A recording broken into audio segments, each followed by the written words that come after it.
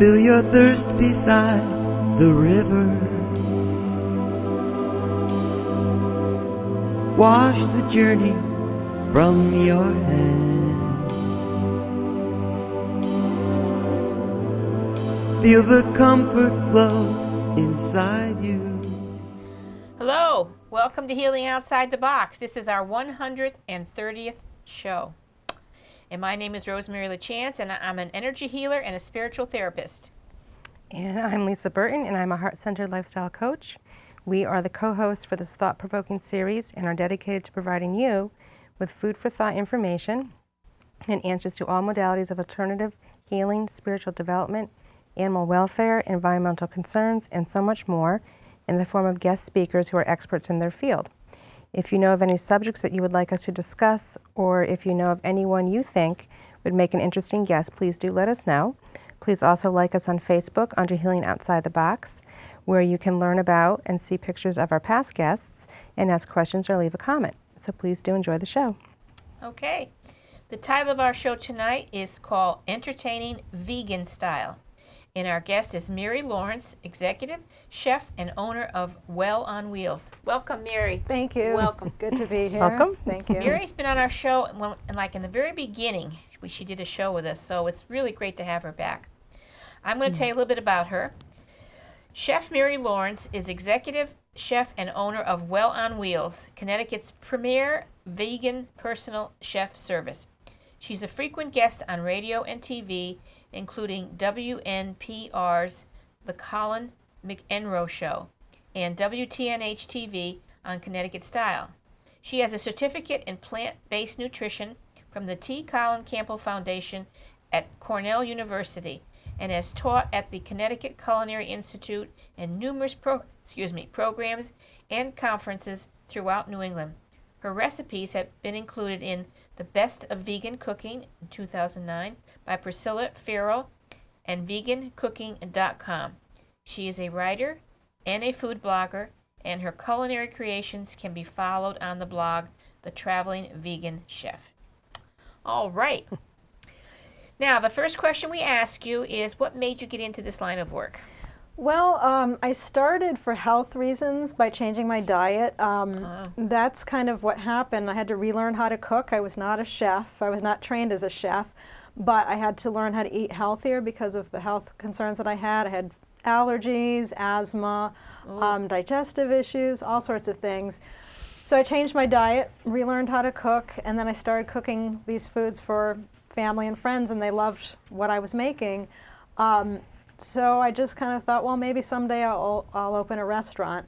So I went back to school to get a certificate in culinary arts and did some training at a vegetarian restaurant here in Connecticut.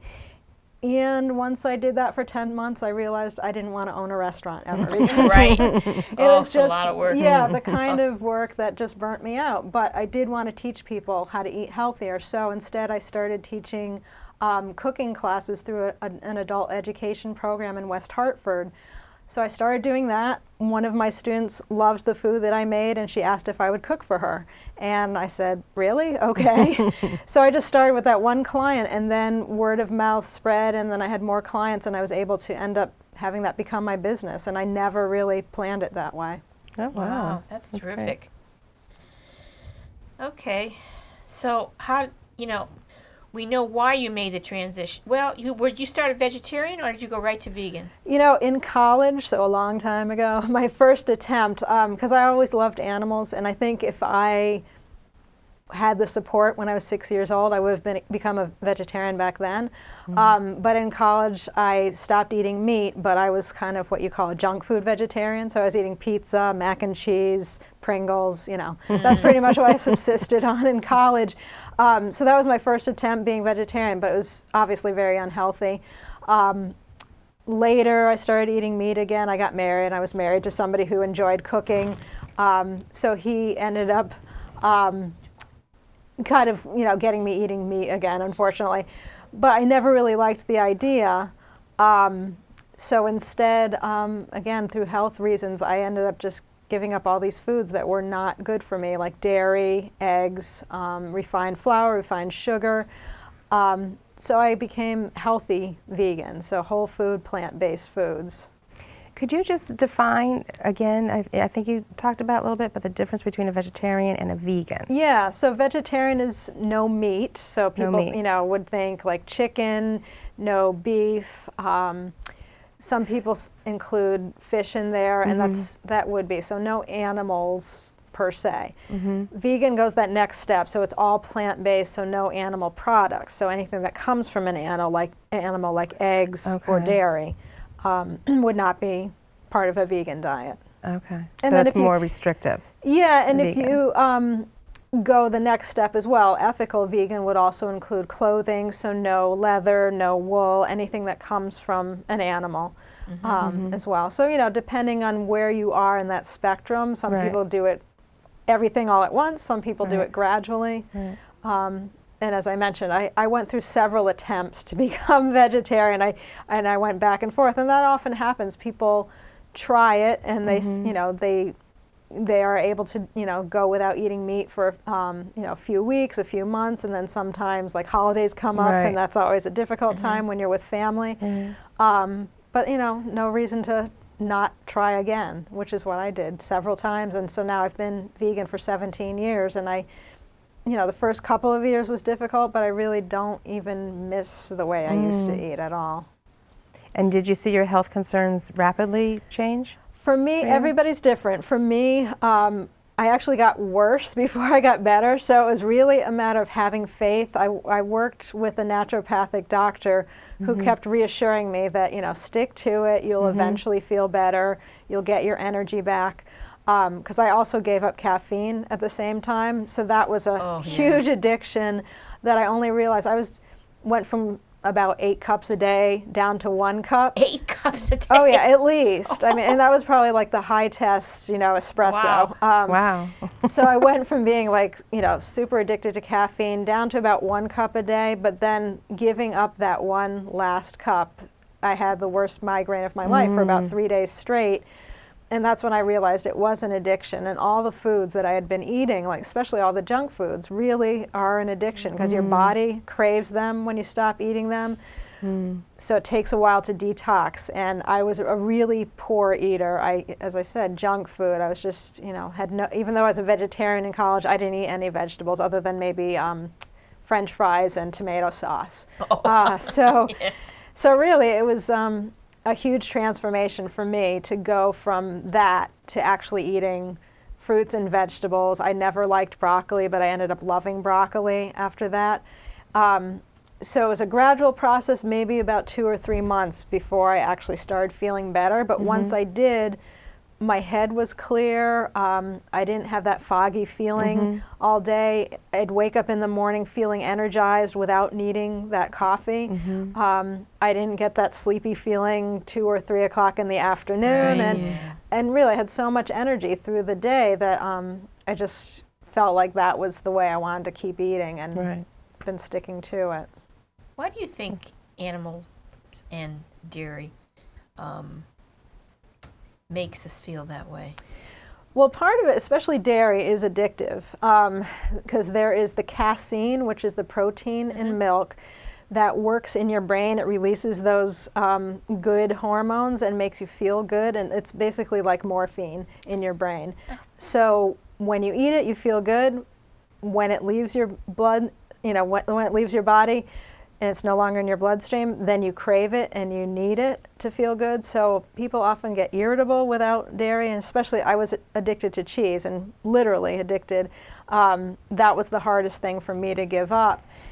And many people will say, I could never give up my cheese, or don't take my cheese away. I'm one of those people. Yeah, and I felt that way too.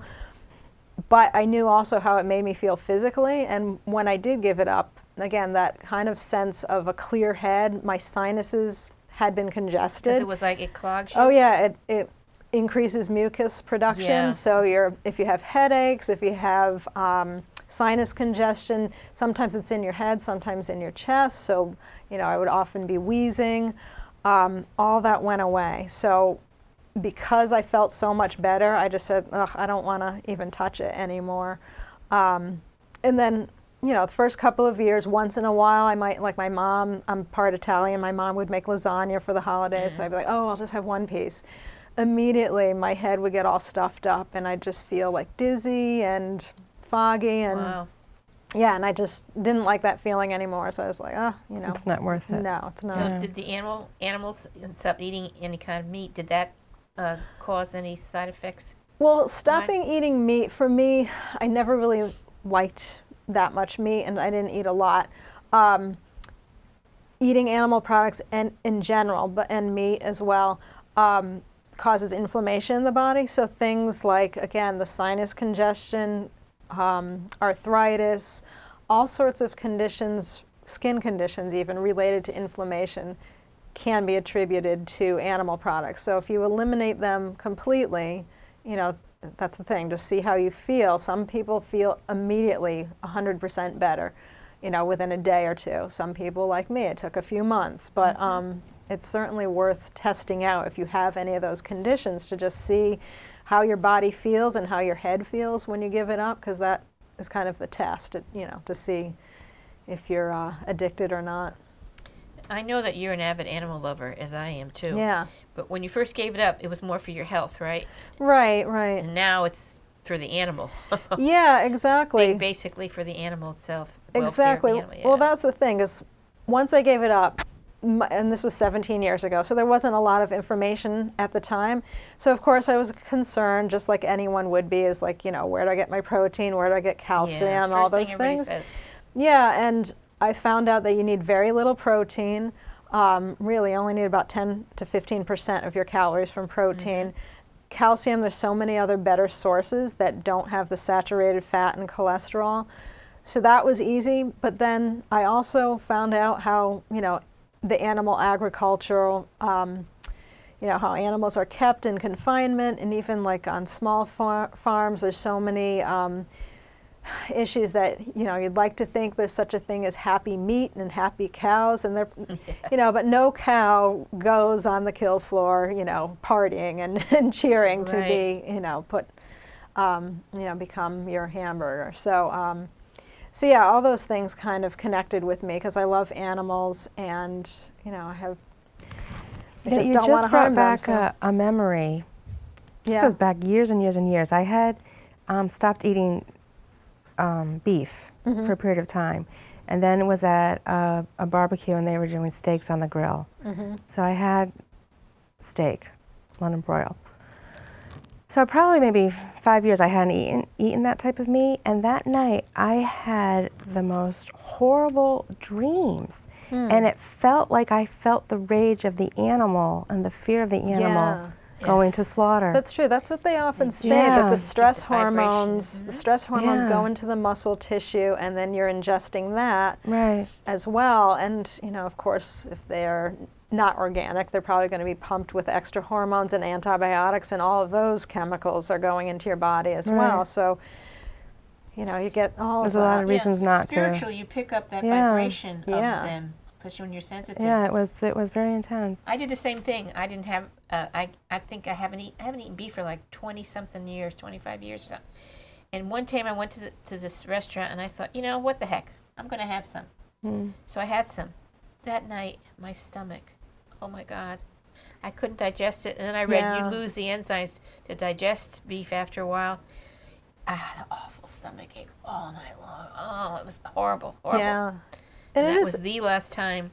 yeah, and it is for really that. difficult to digest animal products. Meat specifically, it takes 36 hours to go through your system. So if you think about it, if you're eating meat every day, it's just going to accumulate in your digestive tract, and that often is how people gain weight, because the food is just not getting digested and it's just staying there, and it ends up also making it difficult for you to absorb vitamins and minerals. So all those things, health problems, end up resulting from that.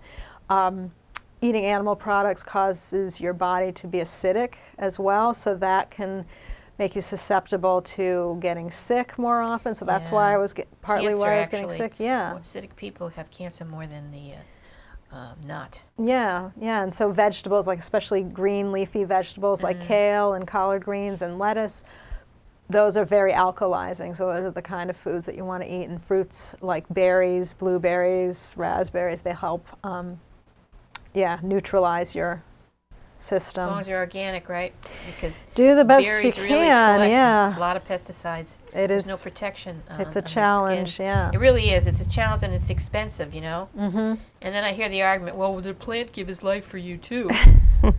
It's a whole entirely different thing. Right. A whole entirely different thing. Yes, they do. God put them there for us to eat. They different from an animal with the feelings Exactly. and that they have. Yeah, it's the When pain I and first started suffering. out, I did it, because of the. I felt like a hypocrite. Mm-hmm. I loved them so much, but yet I would eat them. If I had to kill it, I couldn't eat it. Yeah. And now it's like, think about I could give you an example. Last night we went out, and there was octopus, and I looked at that and I said, should I? And then I pictured the little octopus swimming in the thing. I said, I can't. Yeah. Do this.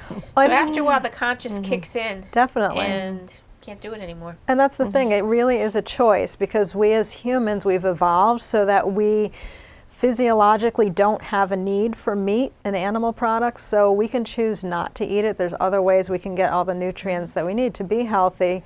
Because then you mentioned like the plant argument, people often will say, oh, we're animals, so animals naturally can eat, are meant to eat meat and animals, but no, because we have the conscious choice.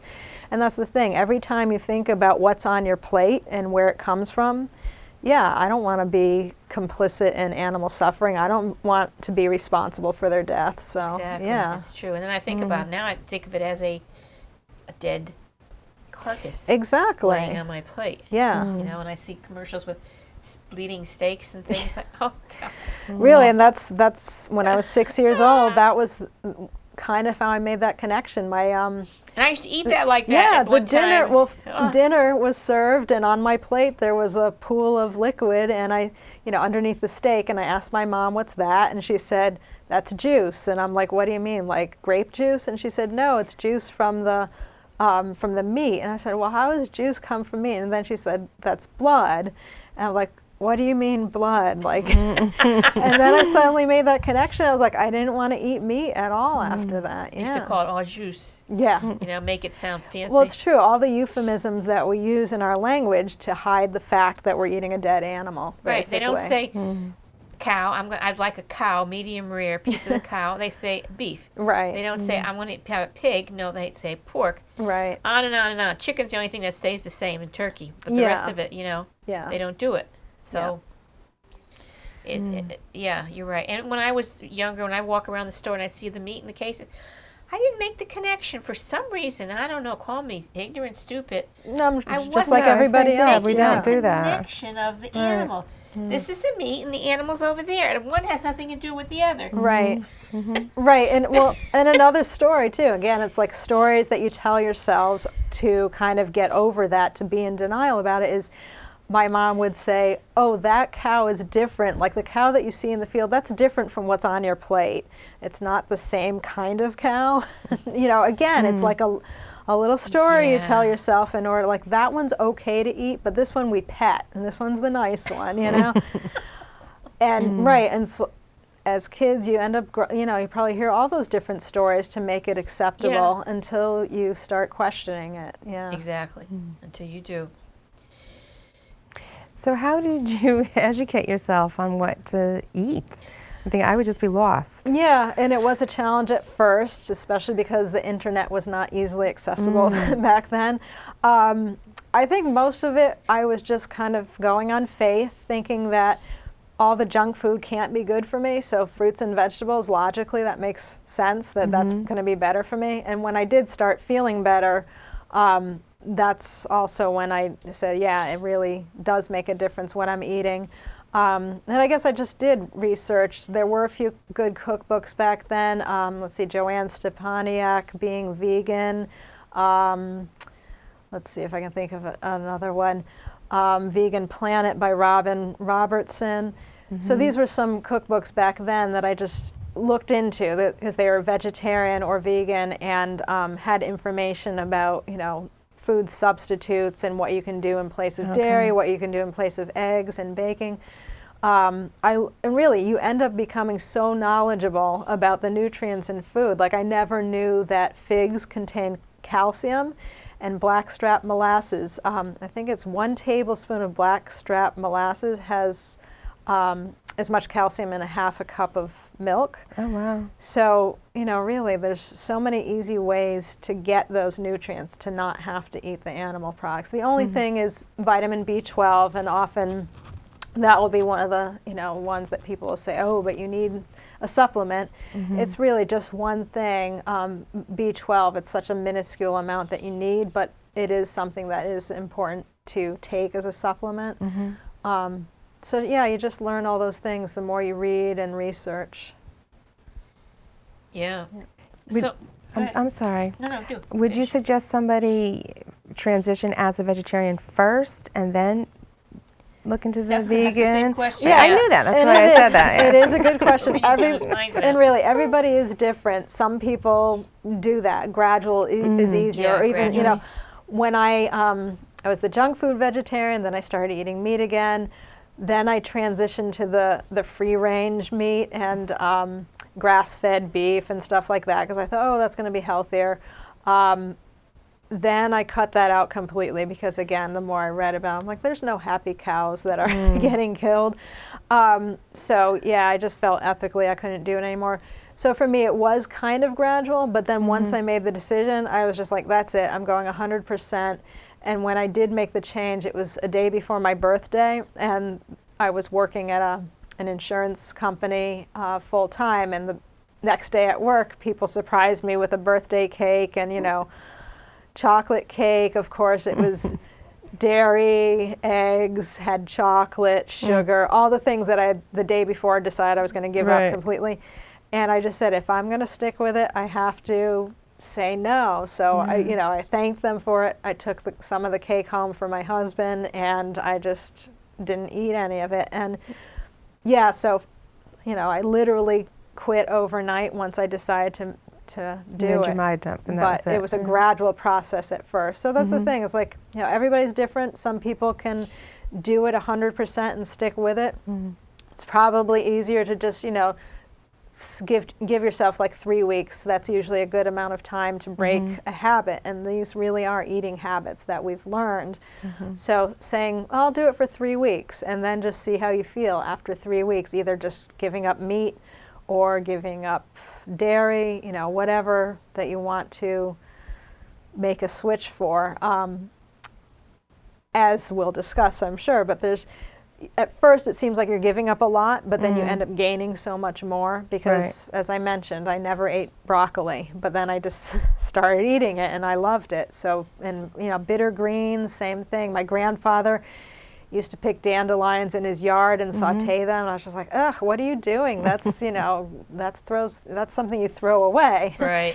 But I ended up loving dandelion greens. Yeah, me too. So yeah, all sorts of things. Your tastes change. You just you end up developing a huge palate. Whereas before, like most Americans, it was just salty and sweet. That was it. Yeah, that's what most Those people like, two even when I was flavors. younger. Yeah, And as I got older, Right, so it's those extremes that we're used to, but you never realize there's subtle flavors like the bitter, the sour, the spicy, and even that umami with the savory flavor. So once you add those, you have the full spectrum of flavors. Food becomes so much more delicious and exciting. So, and also the colors too. I mean, if you think about, animal products, basically they're going to be brown, and dairy is just going to be white or beige. So you have just a really limited color palette, and that to me is boring as well. And especially because also I was eating a lot of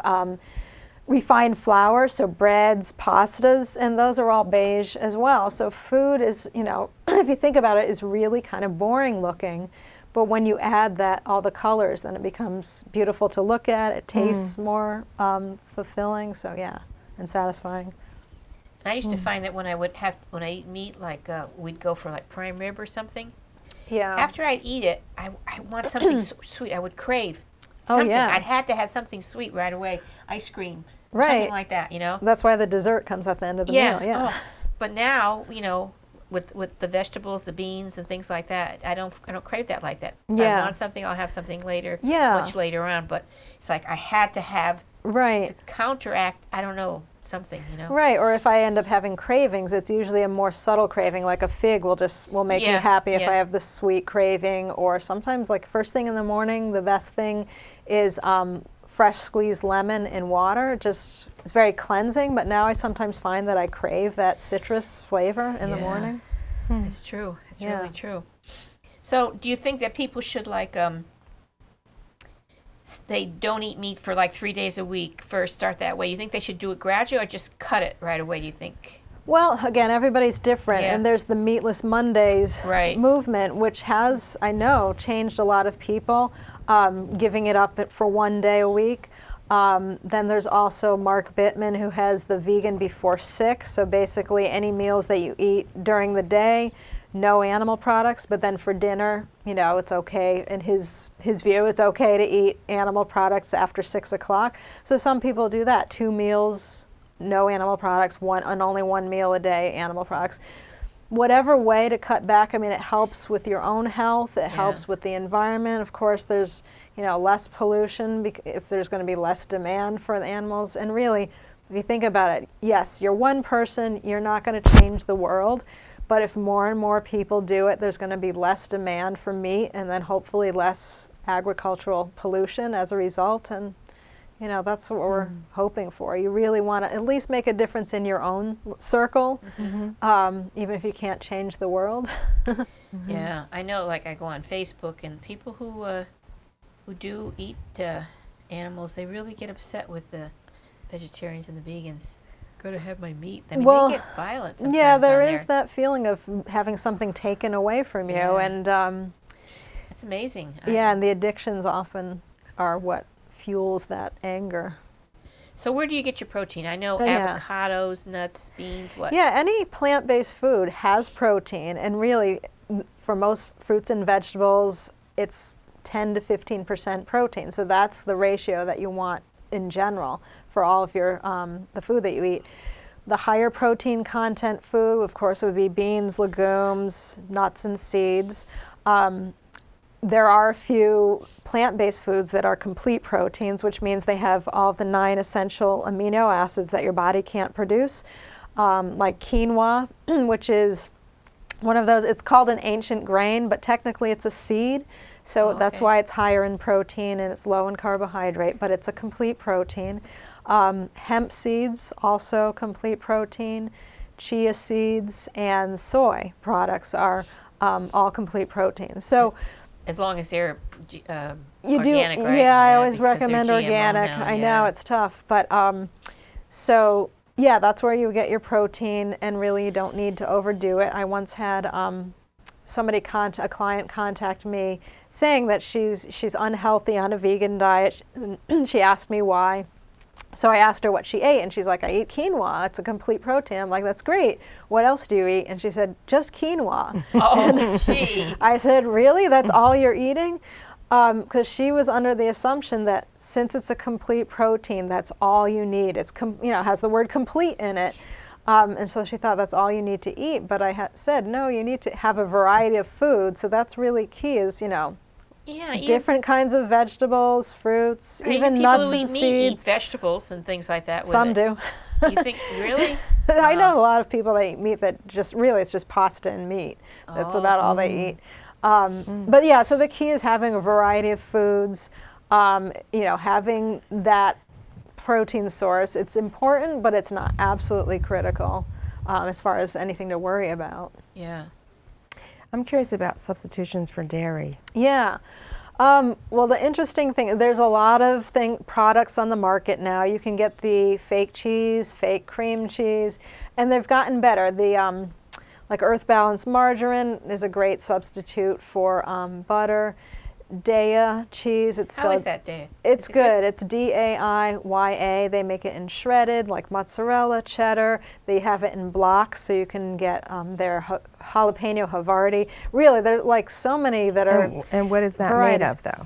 It's made with tapioca, so it's a starch, and of course there's going to be some fat in there to give it that creaminess. But it's pretty amazing. It actually melts. That was one of the issues with the non-dairy cheeses, that they kind of were rubbery, rice cheese and they never really they don't melted. melt. But they're getting better at it, which is kind of a good thing and a bad thing, because I just gave up cheese completely, and it was hard at first, but then, for many, many years I didn't miss it. And then when these vegan cheeses came on the market, I had to try them, and some were just so awful, so I was like, oh good, I don't miss it at all. But these, the Dea, the Earth Balance, they're Tree good. Line. Tree Line Foods. Is it Tree Line? Now they make a good one from cashews. Yeah, exactly, and I was going to It's say. really good. So that you can buy at the grocery store, but health food stores have it. I don't store, think yeah. the regular groceries have them No. yet, but you can make that at home, and it's so much easier Yeah. and probably less expensive and fresher tasting. Just cashews soaked in water, and then you drain it, and then you just blend it with lemon juice, some garlic, salt, and it's so easy. And Really? you make Oh, a nice cheese sauce with it. If you add more liquid, if you have less liquid, then you can get like a spreadable, almost like a cream cheese consistency. Yeah. Cashews are amazing, and macadamia nuts. You can do nut cheeses like a vegan ricotta, raw ricotta or raw cotta from that. So yeah, and tofu, and I know some people don't eat soy products, but if you crumble up tofu and mix it with other seasonings, same thing, like lemon, garlic, miso, which is a fermented soy product, then you can make like a ricotta from tofu and just use that as a substitute in lasagna.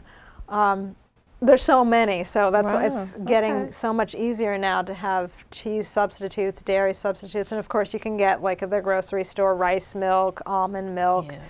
Yeah. Those are Hemp available. milk, Yeah. coconut milk, everything. Yeah. There's also a great recipe for mock. It's called mock tuna, Yeah. made with the cashews. Oh, okay. Yeah, and I have the recipe home. And Yeah. I said, this is not going to, first time I ever made it, I said, yeah, no way, right? No, I it's was great. shocked. It Yeah. tastes like tuna fish. Yeah, I do a It one. really does. I do a mock Really? tuna with chickpeas, and really so many things. You add the same kinds of flavors to something, and then that's what you're really is convincing yourself, the flavor and the texture. So yeah. Right. Okay, we have some more questions for you. But before we do, you brought us a sample here. Mm-hmm. And can you tell us about it? Maybe we can get a little closer Well, yeah. on it. So since the theme of the show is entertaining vegan style, what I always recommend people, go to parties or the holiday get-togethers, and they wonder, well, what can I bring if I'm the only vegan there? So I usually recommend making something that everybody's familiar with. So everybody loves desserts. So a brownie recipe, it's basic, but you can do a vegan version, and then I've also Looks pretty. That shot was pretty. yeah, I've also done a gluten-free vegan, so there's no refined flour. The instead of refined gluten-free flour, vegan. yeah, Great. I'm using it's a garbanzo bean flour. Oh, so that's wonderful flour. So yeah, so high in protein, low in carbs. So that's like the main flour for this, and then I use a sweetener, an organic sugar. And coconut oil is the oil in there. And instead of eggs, so I use ground flaxseed, and I don't know if you can see it on camera, but so the whole flax seeds, they're these little brown seeds.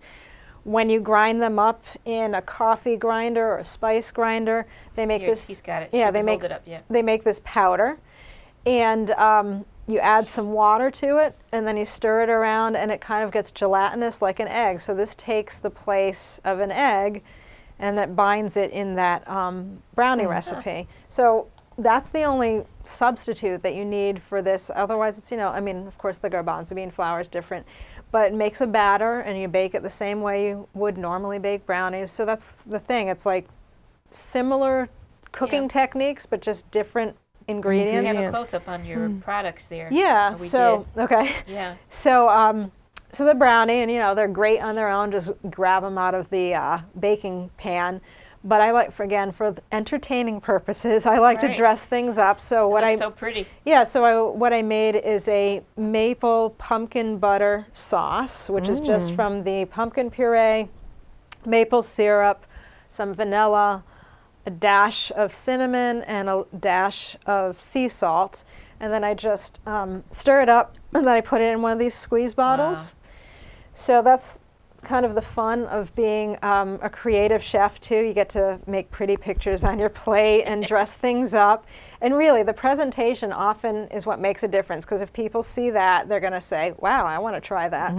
So I've got the pumpkin sauce, and then I've got a chocolate syrup. So you can get a vegan chocolate syrup. This is just like, you know, better than Hershey's syrup, sorry.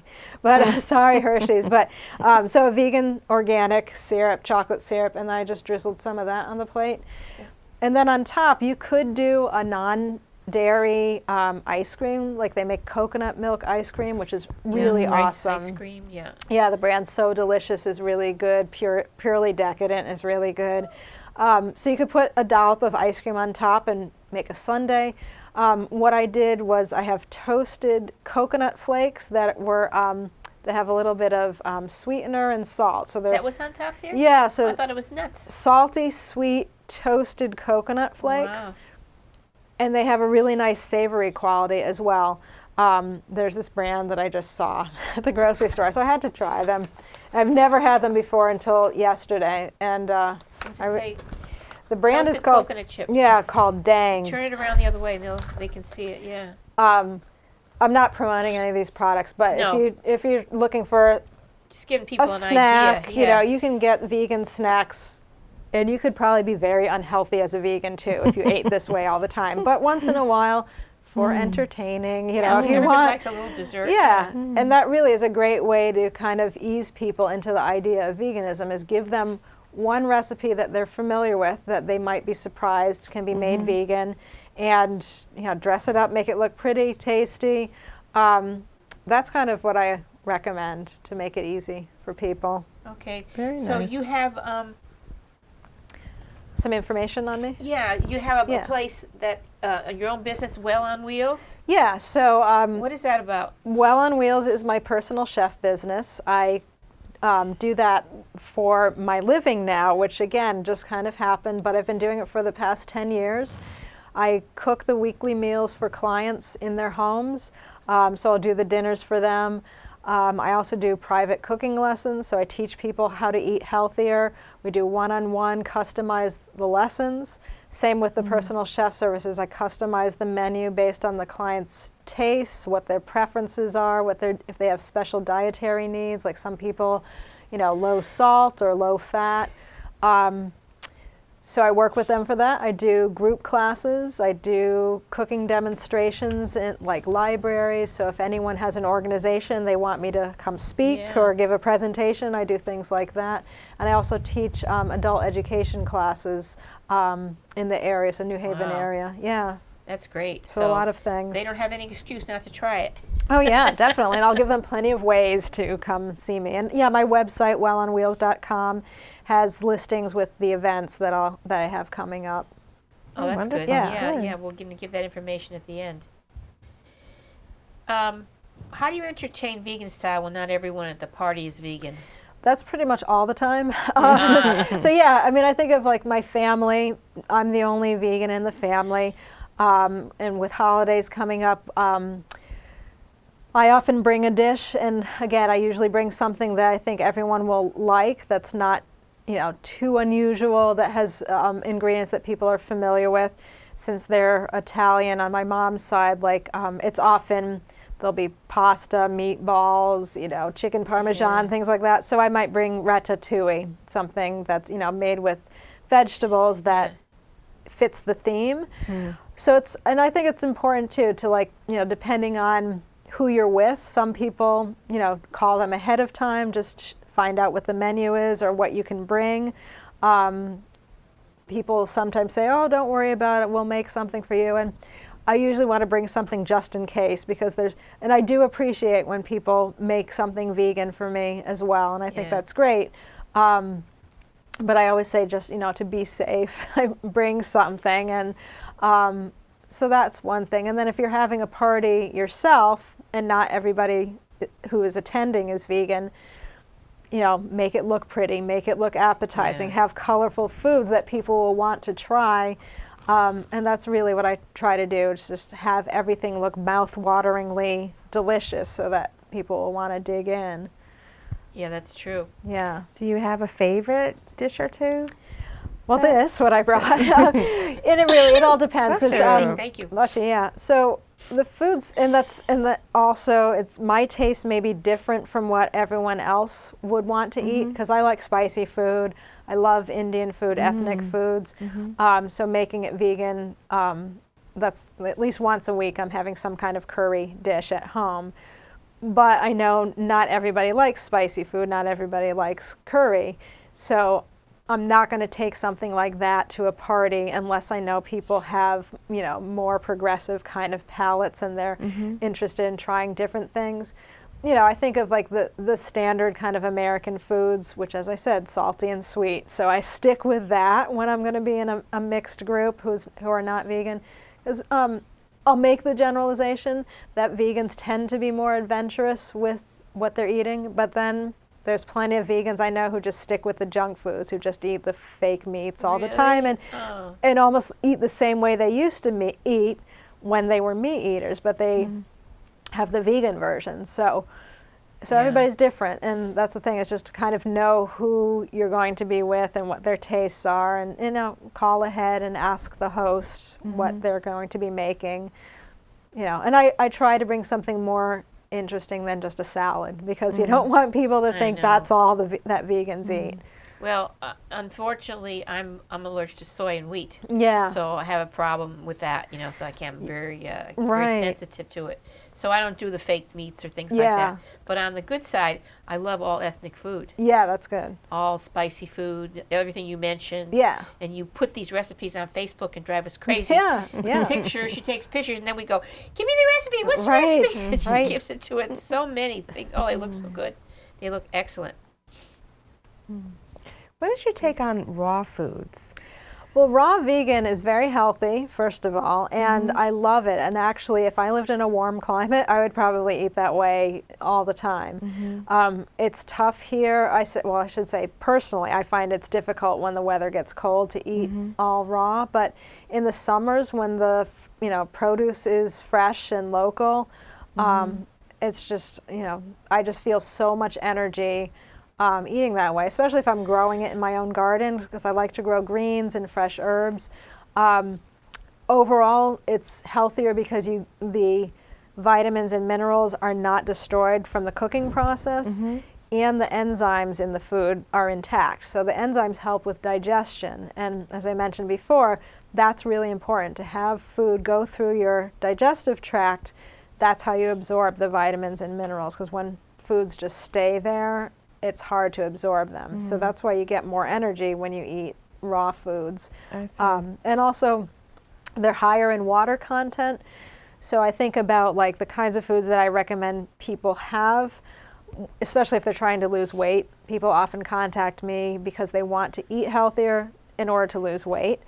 So having raw foods, you're having all of the fiber, all of that liquid, and it's low calorie. Like all vegetables in general are low calorie. So you're getting filled up with the water and the fiber, but you're not eating many calories. I see. Of course, there are the nuts and seeds, and some people overdo it, like I mentioned with the cashew cheese and stuff like that. But if you're balancing it and having smoothies and salads, the rest of the time, then I find that you don't gain weight. You actually end up losing weight. So raw foods is just raw vegetables, right, mostly? It's everything except for the grains. Like grains, some people sprout them, and the beans, some people sprout them. So it's mostly the vegetables, fruits, nuts, and seeds. Well, you can't eat beets raw.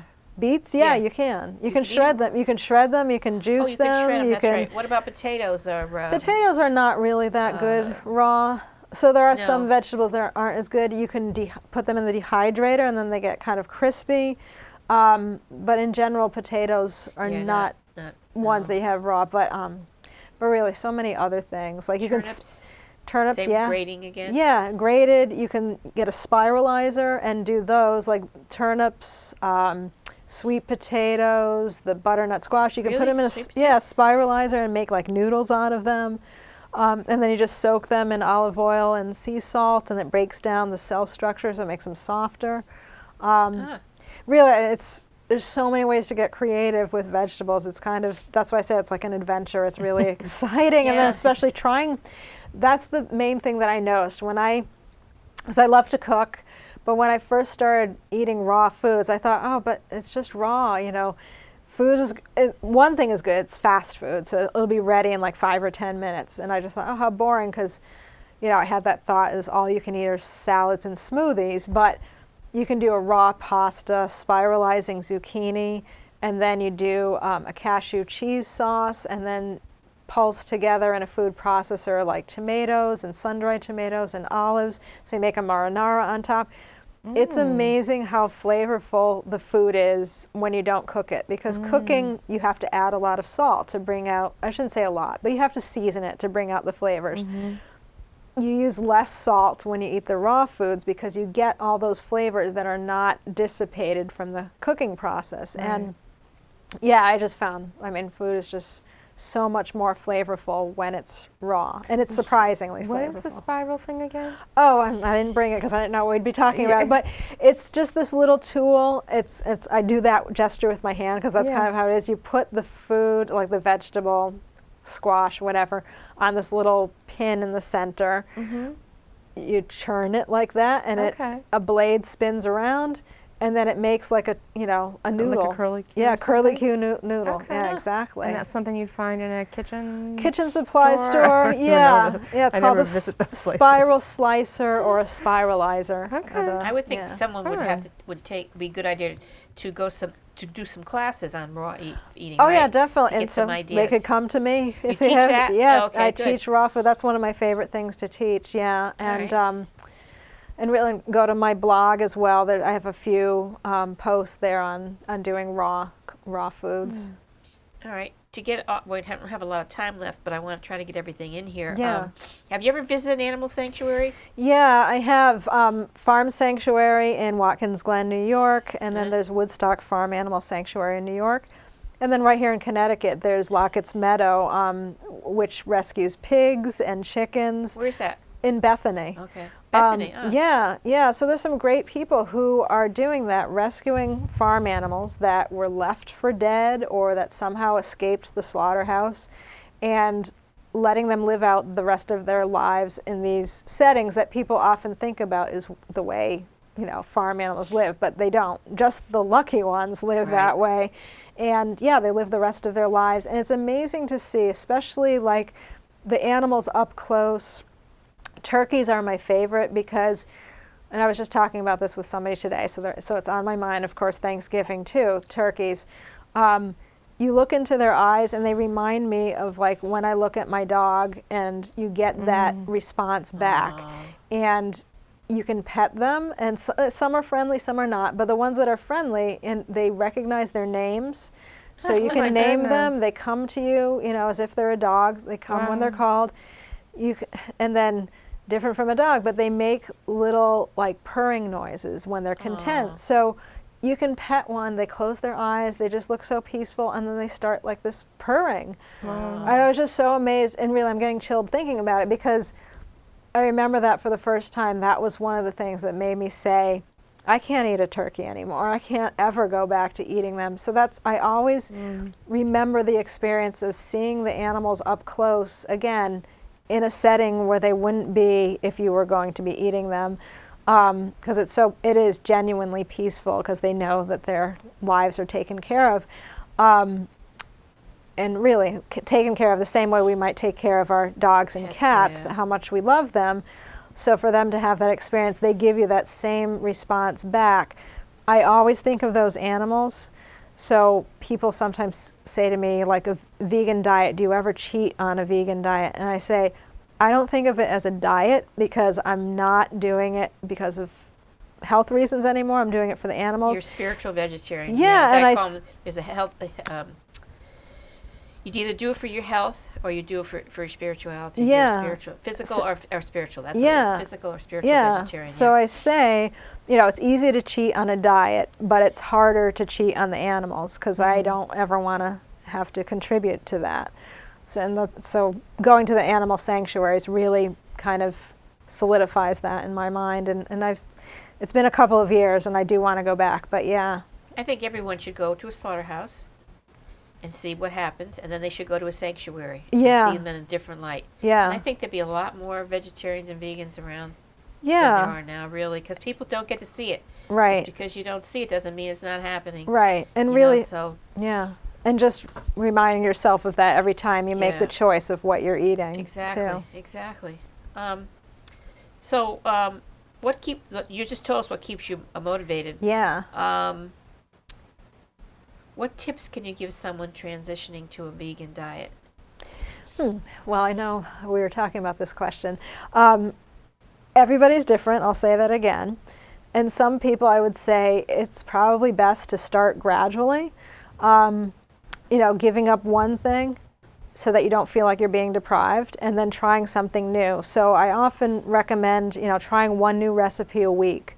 So that way you're feeling creative, and some may be successful, some may be not so successful, but the more you do it, the better you get at trying new flavors and, getting accustomed to these new foods. I also recommend going to either a good vegan restaurant or a good restaurant that you can get vegan food at. We're fortunate in Connecticut. We have a few good vegan restaurants. There's G-Zen in Branford, Six Main in Chester. There's an all-vegetarian Indian restaurant in New Haven called Tali 2. Let's see, in Hartford, there's a really good Jamaican vegan restaurant called Fire and Spice. So it's a matter of just doing a little More and more, research. yeah. And there's more options available, but just finding these restaurants, giving, just like you're trying one new recipe a week, maybe try one new restaurant a week or one new vegan meal out at a restaurant. And I do recommend trying the ethnic foods, because you don't want to go out to a restaurant and get like pasta all the time and think that's all you can eat. Right, Or pasta primavera is like the standard vegan meal that restaurants often serve. But more and more you can, find these different options. So it gets exciting when you find a good one.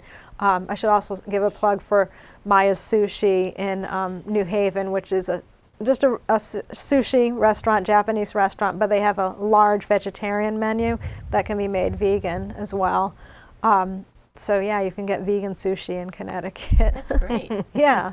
Who'd have thought? Yeah. And that's the thing too. So you can go to these restaurants that are not vegan, and you can, go with somebody who's not vegan, and you can eat vegan food. They can eat whatever they want, and you can share your vegan food. And that often is the case, that sharing something that's really good with somebody who's not vegan, they'll be like, I might want to give that a try. So Right. Exactly. you never know.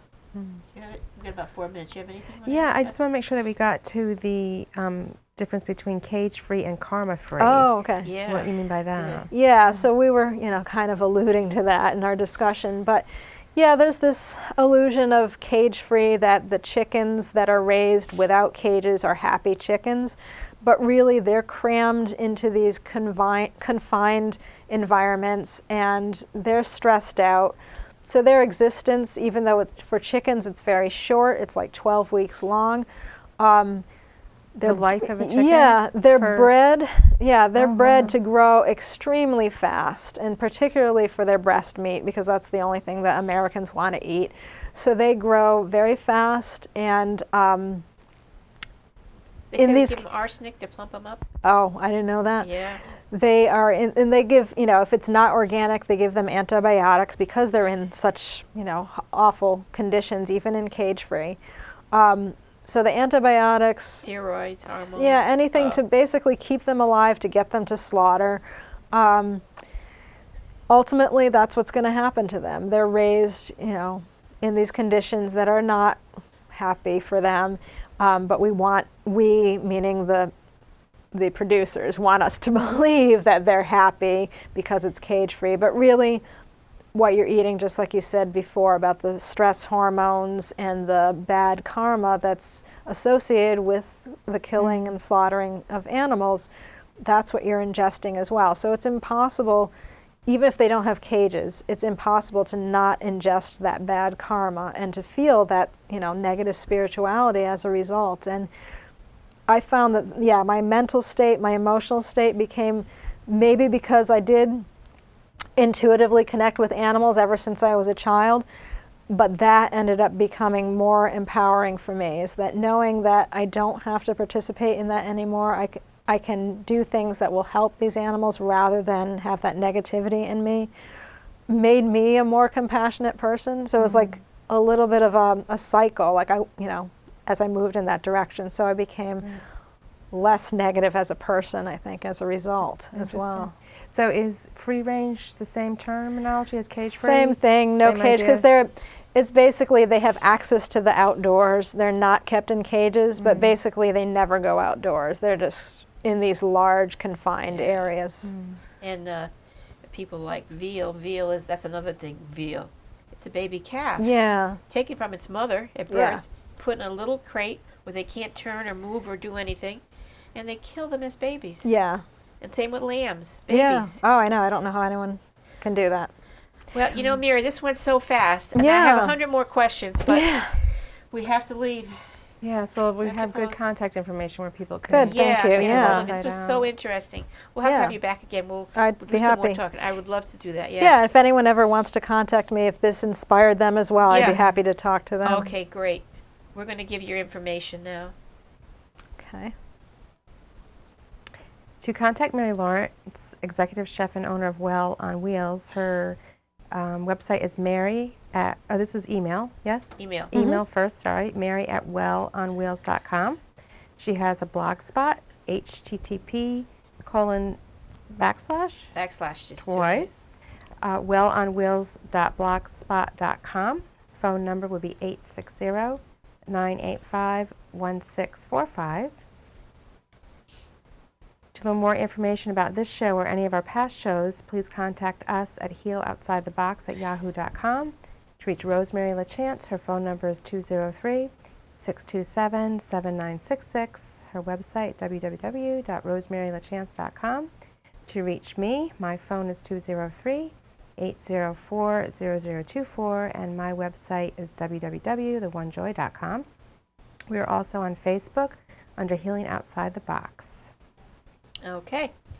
The quote for tonight is a little bit long, but here it is. We have always liked to think of ourselves less savage than the other animals. To say that people are humane is to say that they are kind. To say that they are beastly, brutal, or simply that they behave like animals is to suggest that they are cruel and nasty. We rarely stop to consider that the animal who kills with the least reason to do so is the human animal. We think of lions and wolves as savage because they kill, but they must kill or they starve. Humans kill other animals for sport, to satisfy their curiosity, to beautify their bodies, and to please their palates. Human beings also kill members of their own species for greed or power. Moreover, human beings are not content with mere killing. Throughout history, they have shown a tendency to torment and torture both their fellow human beings and their fellow animals before putting them to death. No other animal shows such an interest in doing this. This is by Pete Singer from the Animal Liberation. Okay, Powerful folks, words. thank you for joining us. Mary, thank you so Right. much. It Thank was you. so Feel your wonderful. thirst Good beside night. the river. Wash the journey from your hands. Feel the comfort flow inside you. Come this far, you understand.